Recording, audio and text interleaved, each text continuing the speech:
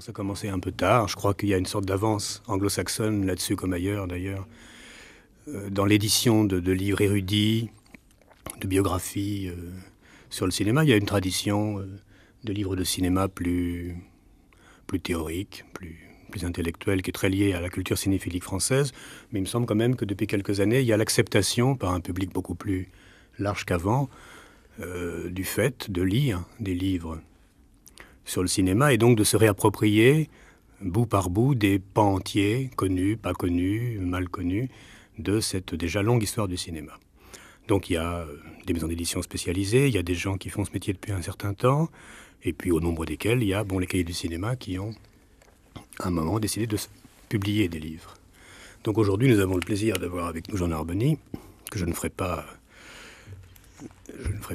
le simulacre de ne pas le tutoyer, vu que je le connais depuis longtemps, mais il est bien placé pour à la fois parler de cette sorte d'évolution et puis de ce que lui fait, de ce que lui fait au cahier. Alors, l'actualité, elle est évidente.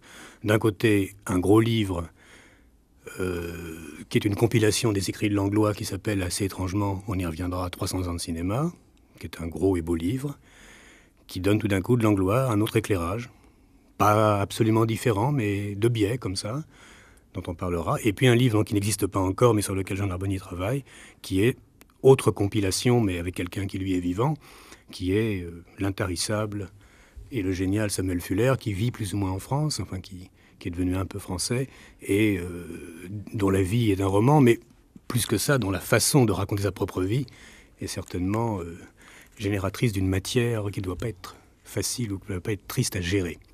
Voilà, donc, Jean, je ne sais pas par quel bout on peut partir, mais comment ça se passe, par exemple, Langlois, le choix, la décision, et comment on se met à travailler sur quelque chose d'aussi enseveli, d'aussi compliqué, d'aussi mythique? Oui, c'était l'envie de lire. En fin de compte, c'est ça. C'est-à-dire que finalement, quand je publie un livre, ou quand j'édite, ou quand je travaille sur un livre, c'est d'abord un livre que j'ai envie de lire avant presque de le faire, disons, d'une certaine façon, parce qu'il existe par bout. Alors j'ai des souvenirs très vagues, et puis j'ai envie de rassembler ça, et tout à coup de le voir constitué dans un objet que je puisse lire moi, et puis faire lire à d'autres.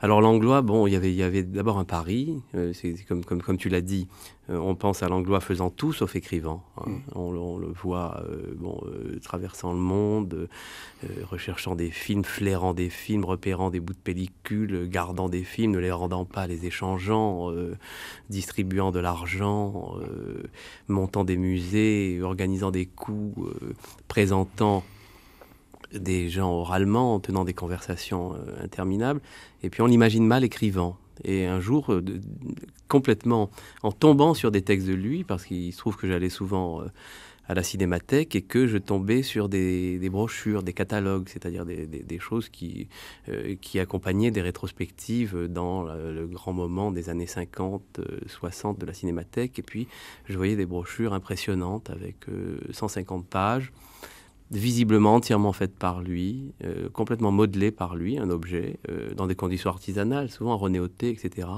avec une iconographie toujours surprenante, une programmation en général très riche, et puis très ingénieuse, avec ces rapprochements qui n'étaient que les siens, et puis des textes. Un texte, et puis des photos, un bout de programme, un autre texte, et je me suis aperçu qu'en fin de compte, il avait beaucoup écrit, et que tout ce pan de texte, on le connaissait finalement très peu. On connaissait de lui, comme écrit, quelques articles canoniques dans la revue du cinéma, dans les cahiers du cinéma ou ailleurs. Et je me suis aperçu que tout ça faisait beaucoup. Alors dès qu'on parle de Langlois, immédiatement, le sacré arrive, le monde se divise en deux. Faut-il, ne faut-il pas, faut-il attendre, repousser à jamais, le faire tout de suite, est-ce qu'on n'aurait pas dû le faire, etc. Est-ce qu'il ne vaut pas mieux faire la somme des sommes dans 100 ans qui ne verra jamais le jour? Toujours trop tôt ou trop tard. Hein. Voilà. Et puis un jour, j'ai dit on le fait. Et puis, j'ai commencé à rechercher des textes. À la Cinémathèque, j'irai au musée et à la bibliothèque à retrouver des textes avec des gens qui avaient travaillé aussi avec lui. On a pu donc rassembler des choses qui étaient moins connues. Et on s'est trouvé dans une masse assez considérable d'articles. Et j'avoue que, je l'ai souvent dit, mais je le répète, c'est que quand... il y avait deux réactions, pour tout dire. Quand je disais les écrits de Langlois, on me disait Cassako. Ah bon, il écrivait, ce type? Tiens, on pensait qu'il faisait tout sauf ça. Il n'avait pas le temps. Bon, c'est pas sa temporalité, l'écriture. Il y a une sorte de patience, disons, tout de même. Et puis, deuxième question, est-ce que ça vaut le coup? Voilà, oui. Ouais. Et bon, maintenant que le livre est fait, je ne sais pas ce que tu en penses, toi, à la première question, bon, j'ai répondu oui, et lui-même répondait oui, puisqu'il écrivait. Les articles sont là pour faire foi. Et je pense très largement que ces articles valaient le coup d'être assemblés et que sont des articles formidablement passionnants et intéressants. Alors, parce qu'on on a le sentiment que non seulement il passait sa vie à essayer de faire la liste des choses qui étaient perdues, en danger, pas retrouvées, et qu'il s'était mis en l'idée fixe de les retrouver tôt ou tard, mais un peu comme un policier sait qu'il y a des personnes disparues. Absolument. Et en même temps, moi, ça m'a beaucoup frappé parce que je n'avais pas imaginé que c'était à ce point-là. On sent que dès qu'il a une seconde de libre, il reprend cette seule et unique histoire qui est l'histoire du cinéma, surtout le cinéma muet qui est pour lui quand même le phénomène, vu sa génération, le plus fondamental, et qui dit, puisqu'on a découvert ça, ça et ça et ça, et qui se passe également dans le cinéma, donc contemporain, ça, ça et ça, il faut refaire le scénario. Donc moi j'ai eu le sentiment, ça m'a beaucoup touché, de quelqu'un qui travaillait à un seul scénario et qui n'en fournissait pas seulement les éléments de base, mais qui disait, il y a ça, il y a telle période, il y a tel film qui est charnière, et c'est souvent des films que nous on ne connaît pas, absolument, qu'on continue à ne pas connaître. Hein. Par exemple sur le cinéma allemand, j'étais sidéré, il en a une connaissance parfaite des années 20-30, et il ne perd jamais le fil de cette idée que le cinéma aussi est un fil. Et moi, c'était un peu une question, parce qu'elle me turlupine en ce moment, c'est quoi aujourd'hui l'histoire du cinéma? Est-ce qu'on peut l'écrire? Et même, est-ce que ça veut dire quelque chose maintenant pour les gens? Donc, dans le trop tôt, trop tard de Langlois, il y a un côté, c'était trop tôt parce qu'il manquait trop d'éléments. Maintenant, on a plus d'éléments. Langlois aide en plus, même ses écrits, à remettre un fil conducteur. Et en même temps, alors c'est une question un peu plus vaste qu'on n'est pas obligé de prendre maintenant, c'est peut-être trop grand maintenant comme histoire, trop mouvementé, et peut-être que les gens qui viennent au cinéma maintenant considèrent l'ensemble du passé du cinéma comme quelque chose de monumental, mais où finalement les articulations fines, les petites cassures, que c'est pas pareil entre 32 et 33, que tel film crée quelque chose d'irréparable ou de très important que c'est qui se retrouve ailleurs. Donc la cuisine de la généalogie est plus difficile peut-être à s'approprier aujourd'hui. Alors comme tu vas, comme Jean Douchet, enseigner plus ou moins dans ces nouvelles organismes qui s'appellent la Fémis, donc c'est l'histoire du cinéma, où c'est l'approche esthétique des films. Comment un livre comme Langlois sert aujourd'hui? Mais il sert parce qu'il met des ruptures là où l'histoire, l'historiographie consacrée, qu'elle soit bonne ou qu'elle soit académique au sens du terme, ne met pas ces ruptures. C'est-à-dire que bon, sa connaissance très très profonde d'un type, je fais une parenthèse moi-même, sur ce type de connaissance. Bon, c'était pas un homme de fiche, on le sait, donc c'était un homme de mémoire vivante. Et bon, pour le dire très franchement, très souvent j'étais inquiet quand je lisais les textes. Bon, les textes sont souvent les titres sont très souvent cités approximativement. Hein. D'abord parce que l'histoire du cinéma scientifique avec fichiers, ordinateur, recherche des sources, enfin l'aspect Kevin Brownlow, ou chercheur américain, etc., est quelque chose finalement d'apparition relativement récente. Il y a toute une grande tradition de gens qui étaient à la fois des critiques et des historiens qui fonctionnaient un petit peu comme ça à l'intuition, au coup de génie, avec une connaissance approfondie, mais pas du tout dans l'esprit de ce qu'on appelle l'édition scientifique, la recherche scientifique. Et très souvent, il m'arrivait de me demander si ce film dont il parlait existait, même Sperduti, Nel Bouillot de Martoglio. Bon, ça, c'est un film dont Sadoul disait le plus grand bien dans son histoire. Voilà. Moi, j'ai encore en tête la photo de son histoire du cinéma, mais il est perdu. Voilà, alors ça, il est perdu. Alors, bon, pour lui, c'est la charnière, parce que ça anticipe le cinéma néo-réaliste. Tout à coup, on a l'impression que ça efface tant d'années, et puis qu'on retombe sur Voleur de bicyclette ou Allemagne année zéro, quelques décennies plus tard.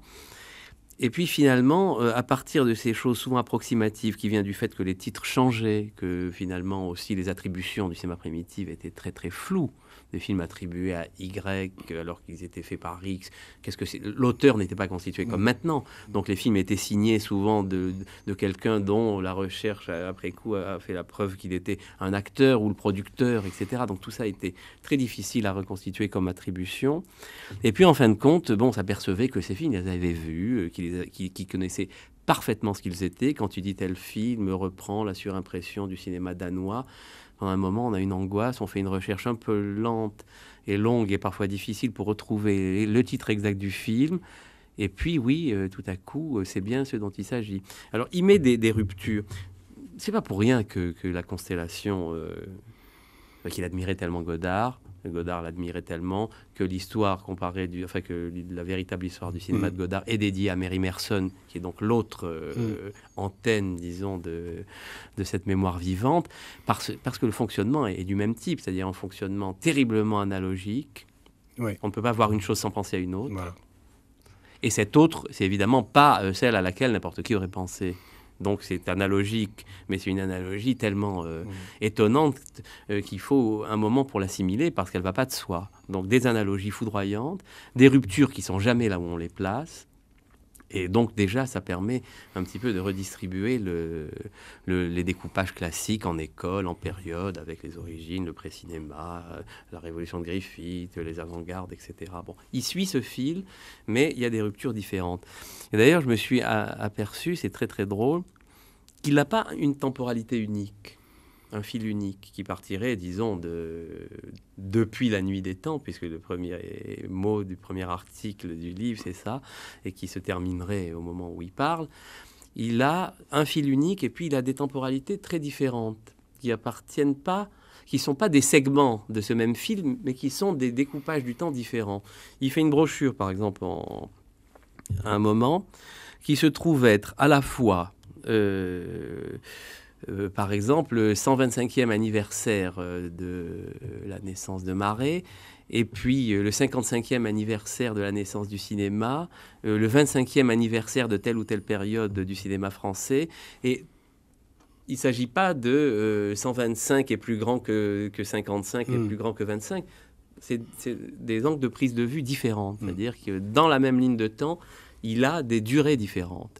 Et ça, c'est terriblement excitant parce que c'est ce qui permet de passer d'une ligne à l'autre. Là, il y a presque une sorte d'atomisme et puis d'avoir des coupes presque musicalement, quoi, des syncopes et des coupes là où des temps forts où on les attend pas et des temps faibles où on croyait qu'il y avait des temps forts. Et tu penses que nous, on s'intéresse plus... Enfin, on peut, par exemple, publier un livre comme ça aujourd'hui parce que, par la force des choses, on est nous-mêmes devenus un peu plus historiens qu'avant. Parce que, bon, quand il y a 15-20 ans, on publiait plutôt des livres théoriques ou de réflexion un peu hard. Et aujourd'hui, comme la théorie fait un peu défaut, et pas seulement dans le cinéma, il n'y a pas de souci comme ça de penser très très fort sur le cinéma. On découvre que dans tout ce temps-là, et surtout dans la culture française, et même dans celle des cahiers d'ailleurs, très très particulièrement, on n'a pas été très très historien. C'est-à-dire qu'on a... Et quand on lit Langlois, on se rend compte qu'on pourrait refaire une deuxième tournée, quoi. On pourrait dire, et maintenant je vais voir tous les films que j'ai pas vus ces 25 dernières années, et je vais me faire une deuxième histoire de cinéma. Évidemment, c'est une utopie, parce qu'on ne vit qu'une fois, mais c'est un peu le sentiment que j'avais, moi. Une sorte de nostalgie abstraite. Oui. C'est très curieux, parce qu'il y a un texte qui est magnifique, c'est l'entretien très important avec Romer et Mardor, et j'ai donc republié la préface de cet entretien de Romer, qui est très intéressante. Bon, il voit toutes les dimensions de Langlois. Dimension déterminante. Pour lui, conserver n'a pas de sens si on ne montre pas. Bon, ça, c'est déjà quelque chose qui divise, parce que la conservation en soi, au nom du patrimoine, etc., bon, pour lui, n'avait pas de sens si ça n'était pas accompagné d'une programmation. D'où tout ce qu'on a pu lui reprocher sur les risques pris à l'égard des copies, etc. Bon, ça, c'est un élément très important. Et puis deuxièmement, ce que Romer, donc au moment où ils s'apprêtent tous à faire des films, ou même ont commencé à le faire, c'est que pour lui, bon, défendre le cinéma du passé, ça n'a qu'un seul sens, c'est pour permettre celui qui se fait. D'où le fait que cet homme qui s'intéressait au cinéma de 1903 a tout de même été un contemporain de la Nouvelle Vague, pas seulement le père qu'elle se reconnaît, mais un contemporain, un ami, un compagnon de route aussi. Et puis, Romer marquait le déficit des cahiers à ce moment-là, quand il disait, les cahiers n'ont jamais eu la fibre historienne très forte, il manque de monographie, etc. Donc, c'est tout à fait certain. Les cahiers ont toujours été une revue plutôt à la fois journalistique et polémique, et théorique, d'intervention, mais que cette dimension historienne, était absente. Et que là, tout à coup, quelque chose donne envie de Est-ce que tu crois qu'on a, en France, donc, il y a un retard par rapport au niveau anglo-saxon, américain surtout? Je crois, et même par rapport au niveau italien. Italien aussi. Ce qu'ils appellent la philologie, les recherches philologiques sur le cinéma italien, comme ça se dit, les recherches anglo-saxonnes, etc. Sur le plan de l'histoire, y compris de l'histoire envisagée du point de vue de la rigueur historique, telle que justement elle faisait apparemment défaut à toute une tradition française, qui est aussi bien de Luc que Bardèche Brasilia. Oui, c'est une très longue tradition. Oui. C'est une tradition de mémoire vivante plutôt que d'établissement sérieux de fiches. Je crois qu'il y a eu un très grand retard là-dessus de la France, malgré les travaux de Sadoul, de Mitry, etc. Mais quantitativement, c'est moins fouillé. Évidemment, c'est sur l'aspect intervention théorique, etc., que l'école française a été irremplaçable. Parce que c'est vrai que dans cette tradition-là, on allait toujours chercher dans le passé le cinéaste, l'auteur dont on avait besoin pour guerroyer un peu dans le présent et pour préparer le futur. Absolument. Et cette tradition-là semble un peu à bout de souffle. Ce qui est étrange dans le style de Langlois, là je parle de son style parce que ça m'a beaucoup frappé, c'est que autant il a été contemporain donc de ce qui se faisait dans le cinéma, il n'a rien raté de ce qui se passait dans le monde du cinéma et à un niveau international, autant son style c'est quelque chose qui me fait penser soit à Élie Faure, soit disons au grand Eisenstein aussi, Malraux, les petites phrases courtes, aussi, Malraux, comme si chaque phrase était une sorte de slogan possible ou de déclaration ou d'entrée en matière un peu comme ça, tonitruante, poétique à la, disons, Victor Hugo, stylistiquement. Et alors ça a complètement disparu, cette manière de parler le cinéma. Mais complètement, parce que c'est un peu cet aspect messianique. La fois que tu as écrit un texte de Godard là-dessus, sur un moment où quelque chose dans la naissance du cinéma, dans de l'image, mouvement, etc., a été pensé comme mobilisateur de masse, de continents, de peuples, etc. Par rapport à ça, il y a eu les discours prophétiques, apocalyptiques, messianiques, alors les Vertoviens, Eisensteiniens, Éliforiens, Gans, etc. Et d'une certaine façon, Langlois a, même si ces interventions sont plus tardives par rapport à ces gens, cinéastes ou théoriciens, a gardé quelque chose de la prose enflammée, qui est une prose de combat, polémique, avec des axiomes, des anticipations, des fulgurances, etc. Qui est quelque chose qui s'est beaucoup refroidi. Oui, ça s'est beaucoup refroidi, parce que moi je trouve qu'il écrit un petit peu comme on faisait les intertitres dans un film de Dziga Vertov, du genre En avant tous, camarades, ou Et maintenant, et pendant ce temps-là, et que ça avait à voir aussi avec Camarade X a disparu, c'est surtout ça. Avec son amour du cinéma muet, que moi je n'avais pas du tout saisi ou compris à l'époque, parce que pour nous Langlois était une sorte de figure familière qui nous donnait une sorte de mère Pélican qui faisait les programmations de la Cinémathèque, et on venait comme on va dans un restaurant qu'on aime bien, on savait qu'on serait bien traité, et donc il nous paraissait contemporain. Et en même temps, récemment, je crois qu'en parlant avec Godard, comme ça, il lui disait peut-être qu'on est dans la situation de la fin du muet, qui était un art qui avait atteint un très grand raffinement, qui aurait pu continuer, qui était une hypothèse esthétique tout à fait valable. Puis est arrivé le parlant, et il y a eu un moment, Langlois, qui a dit il ne faut pas perdre le muet. Aujourd'hui, je pense que le parlant, il est conservé, en gros. Mais je n'avais pas saisi cette dimension par rapport au muet. Le muet, quand même, a provoqué, semble-t-il, des vraies passions, peut-être plus visionnaires, plus collectives, plus optimistes que la conservation telle qu'elle se fait aujourd'hui. D'ailleurs, ce qui amène à poser une question qui n'est pas piège, qui est très simple, c'est comment la Cinémathèque française aujourd'hui peut garder quelque chose Et là, c'est pas en termes d'être fidèle ou pas, c'est qu'est-ce que la situation actuelle, historique, demande ou exige d'une cinémathèque en termes de trouver ce qui manque et montrer. Oui, mais c'est sûr. Pour ce qui est du muet, bon, il y a à relire les textes. Bon, c'est évident que l'avant-garde française, par exemple, bon, on est tellement frappé par les programmations, disons, de type américain, qui étaient faites par l'anglois. Ben, tout à coup, bon, Hawks, etc.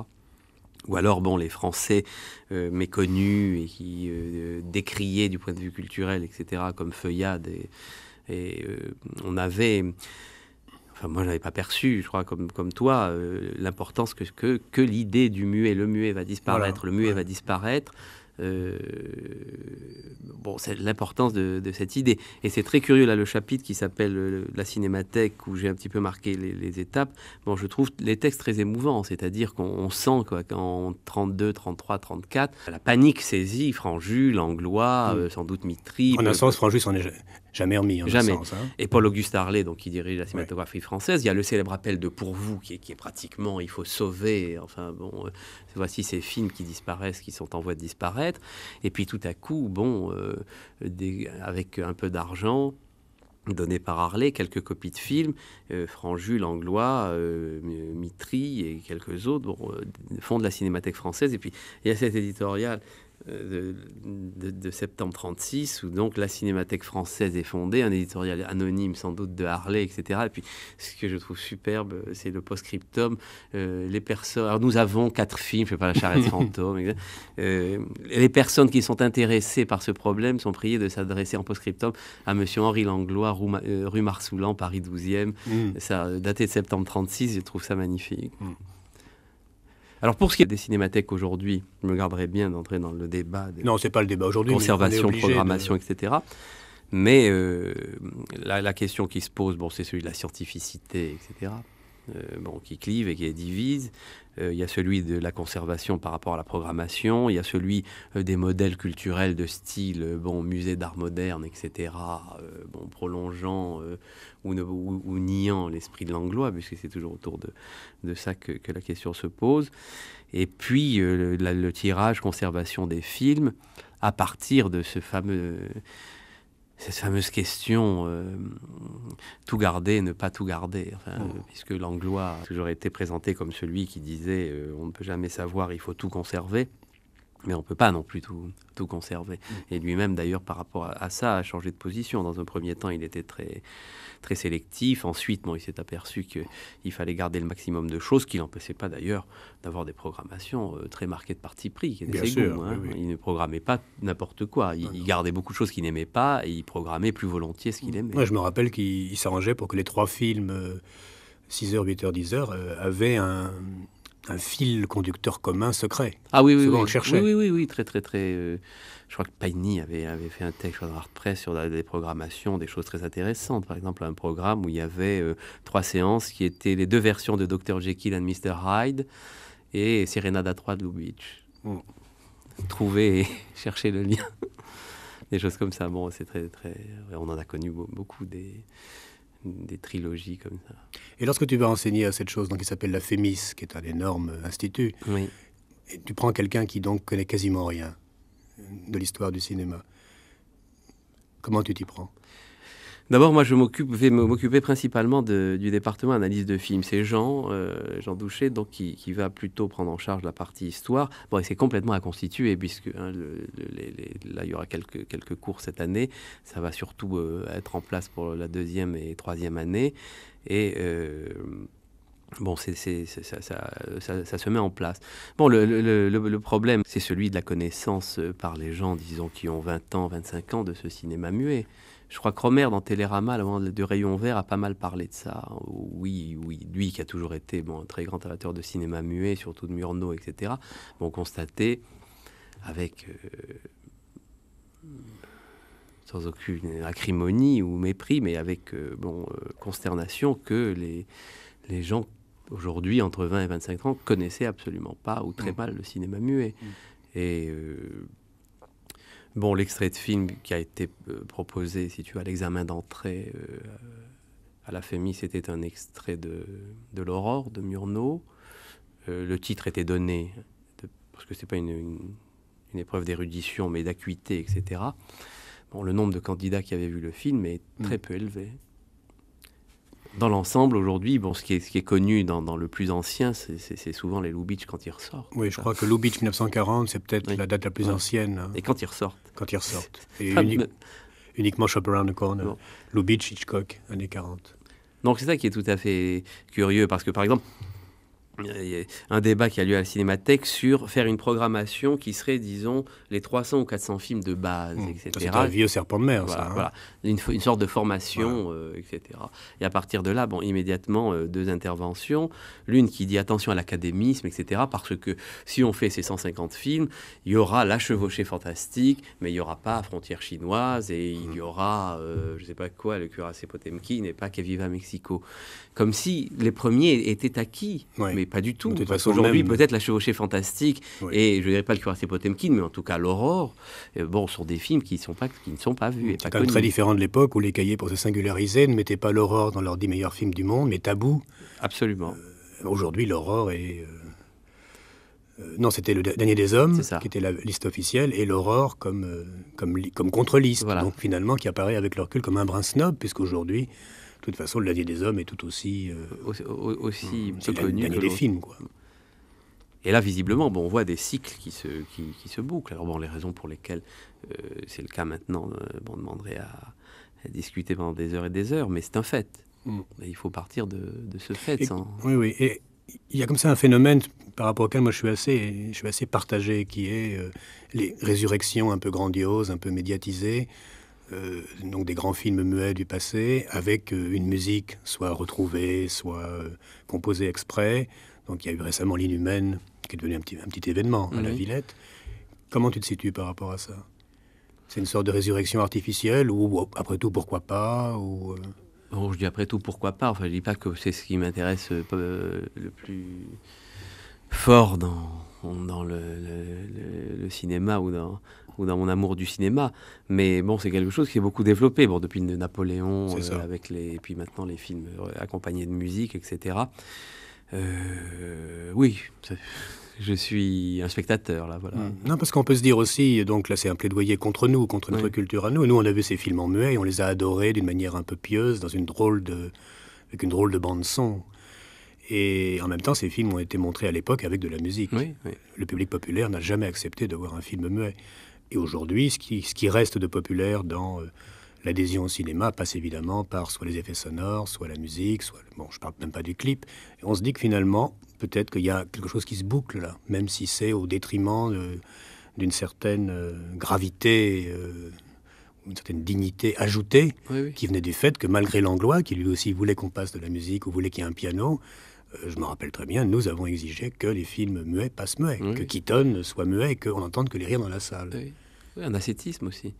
Y compris les intertitres, enfin les feuillades qui passaient, bon, sans les intertitres, etc. Bon, on était prêt à avaler beaucoup de choses et quelquefois même on demandait cette... Non, maintenant, oui. Alors, bon, il y a un mélange, il y a deux choses. Il y a d'une part, bon, la fidélité, à savoir, après tout...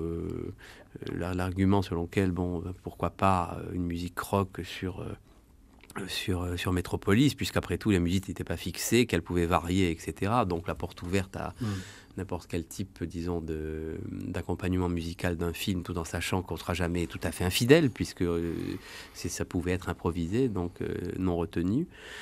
Et puis, bon, un passage entre ce qui était... constitutif du cinéma, c'est-à-dire un film muet avec une musique qui l'accompagnait, et une sorte de gonflement de type opéra avec film. Parce qu'on pourrait dire que le fait de voir ces films en muet a créé, chez 2 ou 3 générations de cinéphiles, dont la nôtre, une acuité donc à l'image, à ce qu'il y avait dans l'image, exacerbée. Et on peut dire aussi que cette acuité, finalement, elle s'est reversée dans les générations suivantes, puisqu'aujourd'hui...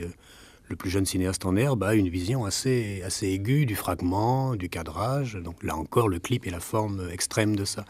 On se dit, puisque c'est acquis, maintenant les gens savent qu'une image est un objet, que c'est pas n'importe quoi, on va remettre la musique. Comme si on bouclait une boucle, comme si on en avait fini avec l'aventure visuelle et qu'on pouvait remettre la musique. C'est une musique populaire aujourd'hui comme elle devait être populaire à l'époque, toutes choses égales.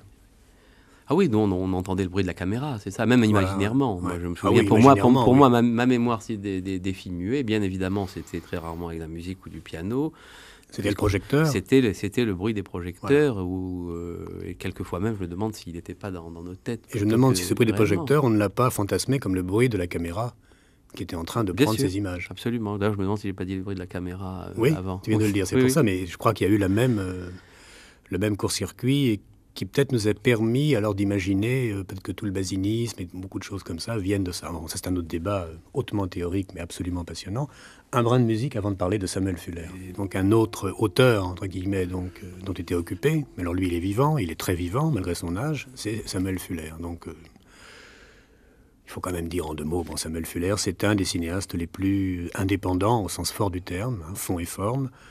Surgit dans les années 40 et plutôt dans l'après-guerre aux USA. Bon, je pense qu'il a été, il a quasiment tout le temps été, à mon avis, 4-5 ans, sinon 10 ans en avance sur l'évolution du cinéma américain, l'évolution à la fois stylistique et thématique. Donc il a fait, le vrai, disons qu'il a fait... Little Big Man, ben, ça vient 10 ans après Le Jugement des Flèches, et c'est dommage pour Fuller, parce que du coup, Le Jugement des Flèches est un film qui n'est aimé que des cinéphiles.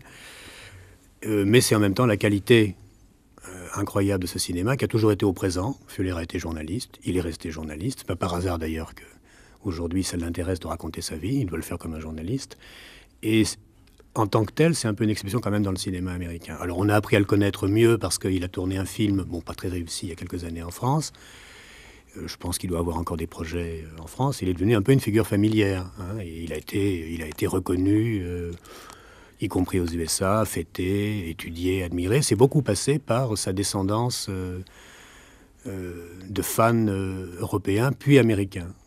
Donc c'est des gens comme Wenders, c'est des gens comme Scorsese, Godard en son temps, qui ont rétabli la figure de Fuller. Maintenant, la figure n'est plus du tout en cause.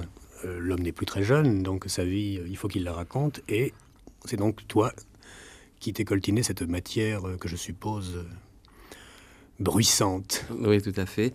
Oui, je l'ai fait entretien donc avec Sim Solo. C'est un projet qu'on avait depuis assez longtemps, pour mille raisons. Hein. À savoir parce qu'on admirait beaucoup le cinéma.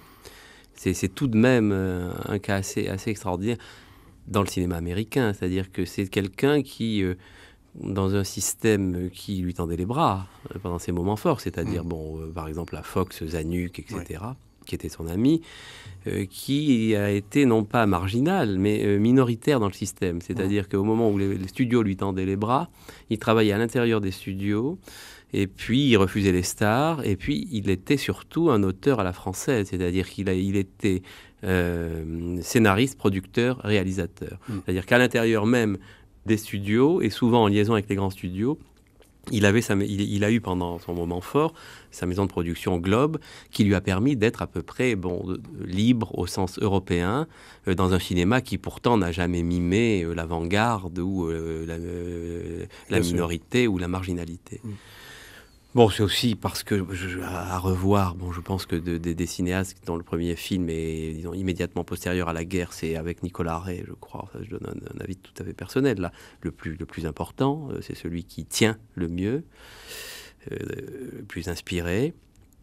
Et puis, parce que l'expérience du bonhomme a été immédiatement reversée et consumée dans ses films. C'est-à-dire, le reporter criminel, et puis le soldat, quoi. Et c'est pas n'importe quel soldat, c'est-à-dire le soldat, on dit toujours the Big Red One, il en est très très fier, mais ça veut dire infanterie, ça veut dire quelqu'un qui marche, ça veut dire aussi quelque chose qui a un lien avec la démocratie, avec un parrain, avec le sans-grade, le cas de le dire, il était caporal, il veut pas surtout qu'on dise qu'il était sergent. Hein. Preminger, dans ses mémoires, dit de sergent Fuller, le sergent Fuller a écrit un scénario pour moi, il dit merci à Preminger de m'avoir cité, mais je suis caporal. Donc tout cet aspect était quelque chose de formidablement passionnant.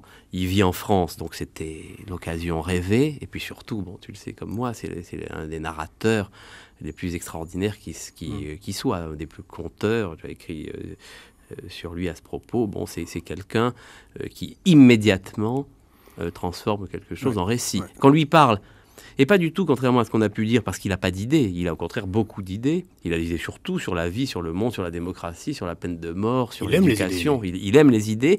Simplement, qu'on lui parle d'une cigarette ou qu'on lui parle de l'existence de Dieu, ça commence un jour, il était une fois, hier, et puis immédiatement, il y a une sorte de fable qui... Ce qui est extraordinaire, c'est que ce type qui, bien que très américain, donc comme tu l'as dit, a été un peu minoritaire dans le système américain, représente, pour des gens comme nous, ce que l'Amérique sait faire mieux que n'importe quoi. Et d'ailleurs, ce que je dis vaut aussi pour mon métier, donc pour le journalisme. C'est, avant de dire quoi que ce soit, c'est « what's the story ?» Quelle est l'histoire? Et que ce soit l'existence de Dieu ou la cigarette, s'il n'y a pas d'histoire, on dit rien. Dès qu'il y a une histoire, évidemment, on se permet beaucoup de digressions, de parenthèses, et on fait rentrer les idées sans aucun chichi.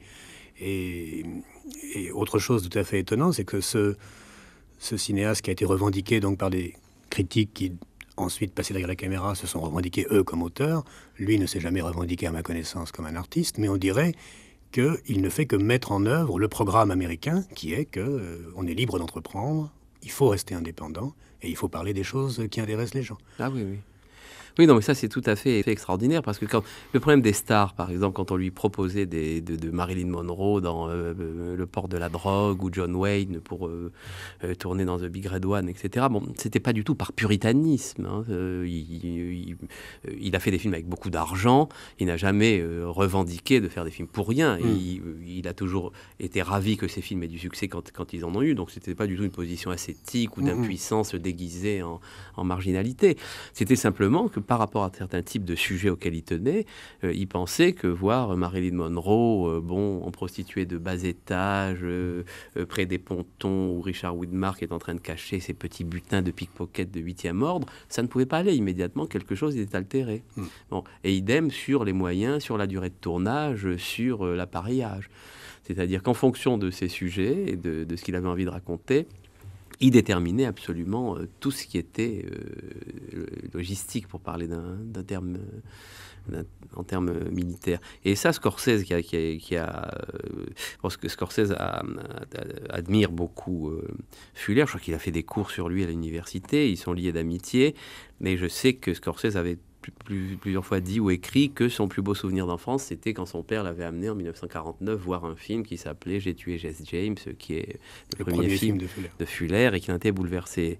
Et donc, je suis en relation avec Scorsese que je ne connaissais pas du tout, et il a accepté de faire une préface enthousiaste. Alors, je passe tout ce qu'il dit sur le cinéaste, l'émotion, la force, etc., mais sur la place et la leçon que Fuller peut constituer encore aujourd'hui pour un certain type de cinéastes travaillant aux États-Unis, il insiste beaucoup. C'est-à-dire une place pas du tout de marginale, mais une place de volontairement minoritaire à l'intérieur d'un système des studios qu'il n'a jamais méprisé, avec laquelle il n'est jamais entré en conflit, mais dans lesquels il a maintenu une sorte d'autonomie totale avec, produced, directed, written by, comme signature absolue. Hein.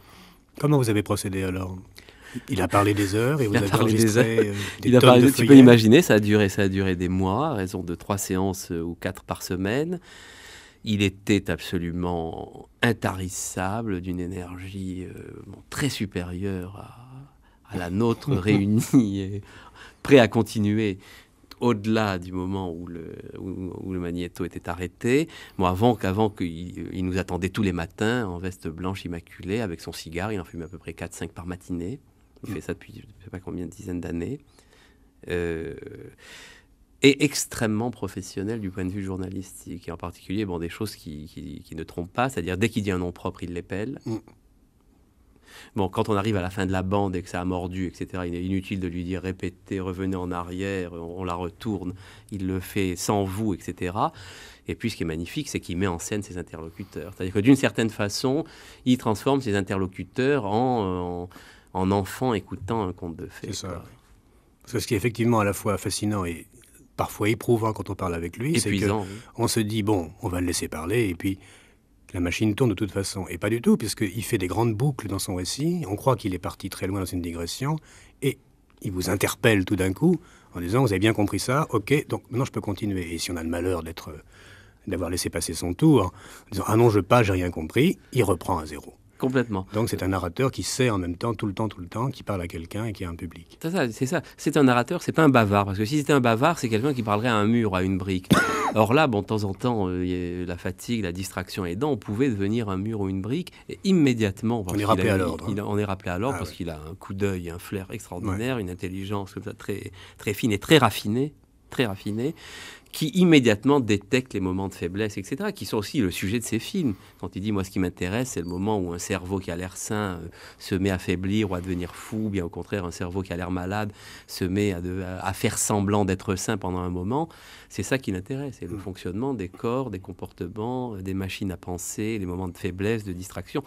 C'est quand même extraordinaire. Son premier long métrage, donc J'ai tué Jesse James, qui était fait sur l'assassin, et non pas sur Jesse James, mais sur Bob Ford, celui qui l'a tué, c'est-à-dire dont le héros était le traître, le tueur dans le dos, etc., bon, a été chanté par la critique comme le premier western adulte, et même un western fortement teinté de psychanalyse et de psychiatrie, etc., parce qu'il se plaçait immédiatement dans le fonctionnement mental, tout en étant aussi capable de faire des scènes d'action, bon, qui ont été reconnues parmi les plus belles du cinéma américain et les plus violentes. Mais c'est un radar. Mais ce qui le rend, en un sens, donc, entre guillemets, européen, pour moi, c'est que c'est un cinéaste donc, d'action, comme tu viens de dire, mais qui ne filmerait quand même que des actes. Et la différence entre l'action et l'acte, c'est que l'acte a toujours un poids moral. Et dans le cinéma américain, c'est pas la règle. Non. C'est pour ça qu'il est à la fois très américain, parce qu'il filme mieux que personne quelqu'un qui casse un décor et une bagarre. Il y en a des extraordinaires dans les films de Fuller. Et en même temps, l'acte de se battre, ou l'acte de tirer dans le dos, c'est ça qui, après, déclenche toute l'histoire. Et ça mène à une autre question, c'est peut-être à cause de ce genre de particularité qu'il a été reconnu par les cahiers de la fin des années 50, et il est devenu une figure importante dans la critique française. Comment lui comprend ça? Comment il voit ça en tant qu'Américain, très américain en même temps? Le fait que c'est plutôt dans une autre culture qu'il a été... vraiment pris au sérieux sur le contenu même de ce qu'il disait. Je crois qu'au moment où il a tourné Pierrot le Fou, là, puisqu'il était en France en 65, pour faire un film qui ne s'est pas fait, qui s'appelait Les Fleurs du Mal, et c'est là qu'il a rencontré Godard, je crois. Donc il a joué dans Pierrot le Fou, où il définit le cinéma. Bon, c'est devenu une scène d'anthologie où on lui demande quel est votre Monsieur Fuller, vous êtes de passage à Paris, qu'est-ce que c'est que le cinéma pour vous? Et il explique. Et je crois qu'il a été très très impressionné par le fonctionnement de l'équipe de Pierrot le Fou, par exemple. Il décrit, parce qu'il a énormément d'humour, ce qui se passait. Et bon, la légèreté, l'innovation, la capacité de transgresser les règles et les canons de la division des tâches, par exemple. Il nous racontait aux États-Unis, quand on doit porter une fleur... les syndicats, tout ça. Oui, il y a les gens qui ont le droit de prendre les fleurs naturelles, et si c'est une fleur artificielle, c'est pas X, c'est Y, etc.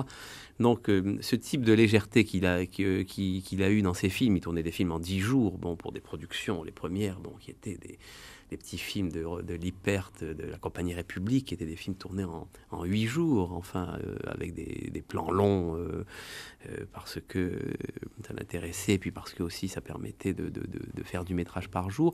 Je crois qu'il a été d'abord étonné. Il dit qu'on lui a rapporté ce qui était écrit, etc. L'article de Luc Moulet, qu'il comparait à Marlowe plutôt que Shakespeare. Il disait ça, c'est formidable, il a bien vu. Je fais à la fois les deux, mais Marlowe, ça m'intéresse. Mais il devait certainement être un peu étonné. Il devait se dire un peu, c'est sont des jobards, quoi. Sympathique, mais pourquoi? Et quand il est venu ici, qu'il a vu fonctionner Godard et puis peut-être aussi Moulet, Chabrol, il a vu que, à une différence continentale près, il y avait quelque chose qui était, disons, des conventions rompues, quoi. De récits, de tournage, par rapport à l'acteur, par rapport à la division des tâches, par rapport à la logique convenue des films.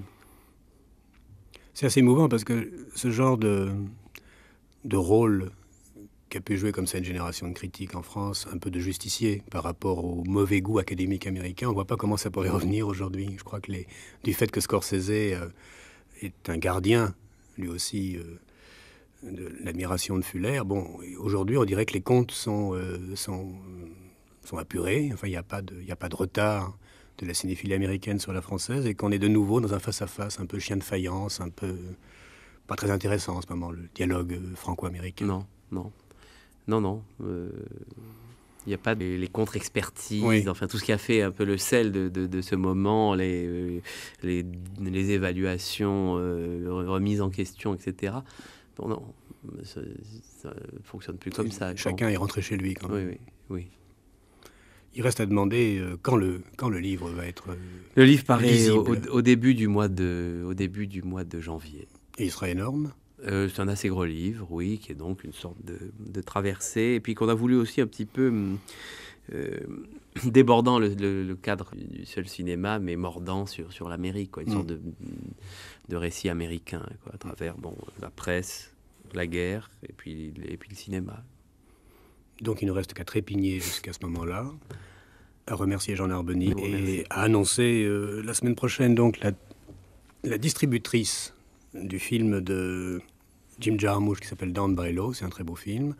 C'est pas par hasard ou pas pour faire gag, c'est parce que il y a aussi une autre manière d'être un compagnon de route du cinéma. Il y a certains distributeurs qui ont découvert à temps un auteur, qui l'ont suivi, qui l'ont aidé. Et au moment où l'auteur devient unanimement reconnu, c'est intéressant de faire retracer comment on est fidèle à quelqu'un quand on a eu le flair de trouver quelqu'un qui avait du talent.